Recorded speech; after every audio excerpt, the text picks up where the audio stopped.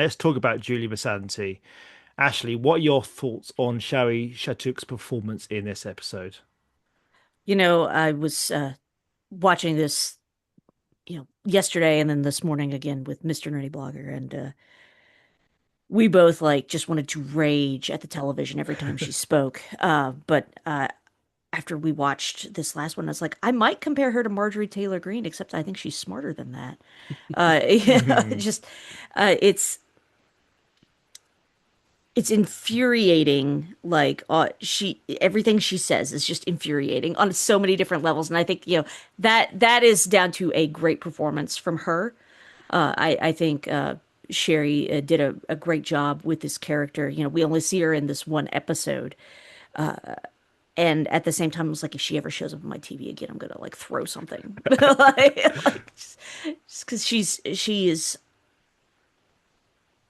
an instrument of fascism and evil, and I just and she just doesn't care. And like this whole, I mean, we can dig into this a little more, but this whole conversation of oh yeah, we got rid of all of our problems by changing the dictionary. Mm. I'm like, Yes, yeah. oh my gosh, stop it right now. Okay, I'm gonna rein myself in and Yeah. let We'll y'all get to the talk a little scenes, bit. but yeah, We'll dig yeah, into it, yeah. because I've got thoughts.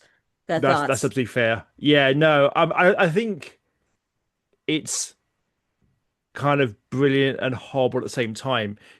I think she's brilliant. I think she generally is such a good performance that you need to hate this character. But you also need to believe that this character kind of believes the own batshit crazy stuff she's talking about, and I Yeah. think she does that so well. I Mhm. think she does points. What about you, Luke? She's deliciously sorry, start again. She's deliciously detestable. In the fact Mm. that her performance is fantastic and the character is utterly detestable. Mhm. Um, I think for the most part she walks that line of walks the line between acting and overacting very, very well. It Mm. doesn't. The only time she steps over to a bit of overreacting is when she's eating the melon balls. Yes, Like she. she's like really exaggerated, kind of like just Mhm. looking into the staring and evilly. I was like a little bit over, but everything else she is downright perfect at it. Mhm. Just being this detestable, horrible person. She's completely believable as this kind of mandate appeaser, this loyal lackey of Clark's fascist regime, utterly believing uh, every kind of policy and idea and the ideology of Clark to hook, line, Mhm. and sinker. She is 100% a loyal soldier in this regime. Yeah. So I'm going to start with you, Luke, on this next bit. So, what are your thoughts on her arrival on the station and that introductory scene with Sheridan in the office, Luke? She walks in and she's like looking around, and she's basically asking, "Where's the Soviet Union flag? Where's the Fidel Castro statues? Where are the National Front Mm, badges? Where's the swastika?" That's essentially what she's asking for because she's saying it doesn't look Earth enough. Your yeah. office doesn't look Earth military enough. Where's all the emblems and the badges and stuff? I mean, just alarm bells already there, and I think they go off in Sheridan's head at that point as well. Well, Yeah. not really at that point. It's later on, but he's calmly saying, I prefer a kind of informal, relaxed atmosphere in my office. I don't want to parade my military prowess um, around and stuff like that. It also has the finest moment, not only in this episode, but in the entire season, which is Sheridan looking dead ahead at Julie and just goes, "Zach, take a walk." And Mm. Zach's just like, "Yes, sir," and Mm. just walks out Yep. really, really quick. It's Yeah. one of the Yeah. finest Yeah. moments in Babylon 5. I love that. And there's a great standoff between them. She's such a snake with her words. And she just plows forward without any regard of what's happened and what's been said. You know, blah, blah, blah. I'm a fascist. By the way, let's go for dinner. It's just like she's Yeah. oblivious and truly believes that everybody thinks the way she does. Yeah, she's very good at sweeping things aside or under the rug, as will become very apparent at the dinner scene. Yeah. Mm. it's all done with charms and smiles, but also some directness as well. Yeah. It starts with that, I don't get a sense of walking to the heart of Earth, Gov. It's almost seemingly innocent to start with, and then but you go, no, what does that actually mean? And it becomes clearer and clearer as well. And she is testing him. I think she jokes at one point that she's here to advise unless there's been a coup. And of course, that will happen. And it's like she's testing the waters, and he get. I mean, after this is after he's told Zach to take a walk, and he's realised what she's up to, and he's fighting back. And she just laughs it off and goes, "Right, let's go to dinner." It's just, yeah, it's a real dangerous tightrope that Sheridan is walking here, because this is a really really dangerous figure. I mean, at first he thinks she's just another bureaucrat, but I think in that one scene, I think he gets a sense of who she really is. It he gets a crash course in diplomacy Mhm. in these scenes because he's always said I'm not a politician, I'm no good at diplomacy, but boy does he get a crash course in it this episode. Mm, Yeah. Yeah. yeah, totally.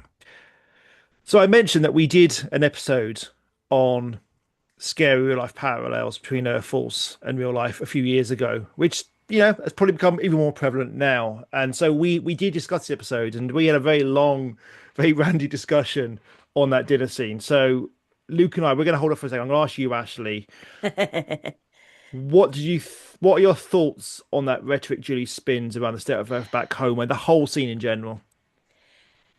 I mean, I've heard so many politicians say the same. "Oh, we don't have homeless. Anyone who wants a job can have one. These people obviously don't want jobs." And like, as somebody who has done some work with, homeless populations and supports organizations uh, who provide meals and things like that to those who are unhoused or food insecure and things like that. Like, I've heard these same arguments from people who are like, "Well, why would you do that? These people are obviously just lazy, or they're on drugs, or they just they don't want to work, or blah blah blah." And like, name an excuse. They will you know give it as a reason not to help these folks. And I'm like, some of it is truly just spoken out of ignorance. Like, you just don't understand. Like, well, why can't they just go get a job? It's like, I don't know. Well, if you didn't have a place to shower or change clothes or a permanent address to put on a job application, then it's kind of hard for you to go get a job. Mm, You know, Mm.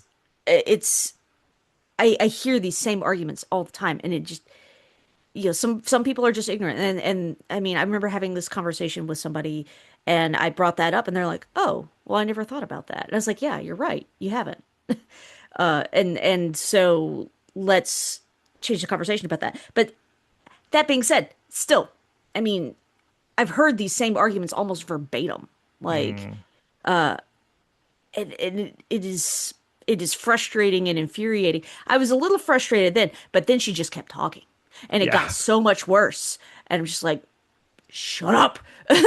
Like, this is, you are either completely and utterly brainwashed or you completely and utterly evil. I don't know Mm. which you are. I'm leaning towards the latter at this Mm. point. So, but yeah, I wanted to throw stuff during that dinner conversation. Yeah, yeah. It gets. I mean, I've watched it scene many times now, and I think it's worse with every time I watch it. I think it Mm, maybe becomes more relevant every time I watch it as well, mm-hmm. because the delusions get bigger. It starts with, "Oh, Earth would never ally itself with a race bent on war." Well, they clearly do, and then it goes to the homeless people. Then it goes to they're lazy, criminally, or mentally ill. Then they throw in the Marsies racist comments, and then the one that really, if that isn't bad enough for me, it's the whole there's no need to embarrass our leaders. People enjoy finding fault in our leaders, and our government isn't great now in the UK. Labour is better than what we had with the Tories for the last 14 years. They were worse, and that common thing how people enjoy finding fault and criticizing the government, and whether there's a reason we're criticizing the government for what they're trying to do. And the idea is they're troublemakers or simply unpatriotic. And we heard that with Brexit in the UK. And I'm sure you've heard it actually in the US with everything about Trump as well. That idea, if you're criticizing, you're not patriotic as well. It is sinister and chilling. And sadly, this scene becomes more and more relevant every time you watch it. I mean, that's essentially not being able to criticize your government is essentially fascist because it's Yeah, an totally. I can't ever say the word authoritarianism. Sorry, excuse me for my lack of being able to speak English. But yeah, it is essentially a fascist way of looking at things. You know, this whole conversation. It's not even a conversation. It's just her talking absolute drivel to him. But like, it's stuff like the way of expressing words, Mm, changing words to give it a different meaning.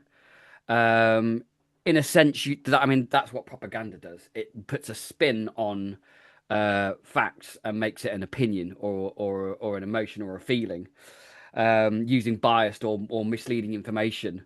Um, the bit that you just touched on there, Baz, about it's when she labels the homeless or the criminal or the poor and the destitute as mentally unstable. That's the Mhm. bit that makes me so fucking angry. yeah.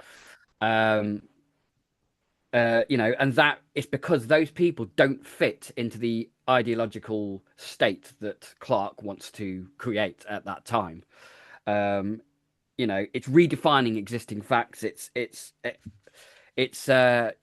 almost like Clark is promoting a post-truth society where facts don't matter anymore. Facts Mm, are kind of Mm. wiped away as quick as possible.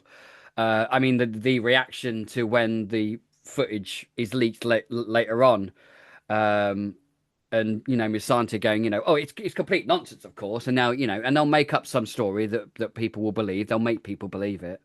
The Mhm. Night Watch is not allowing any kind of dissension or expression of unhappiness towards their current government. It is a fascist regime that Clark mm, is trying to put on, and it's such a scare. And the whole thing about kind of post truth and ignoring facts and only basing it on your personal opinion or belief.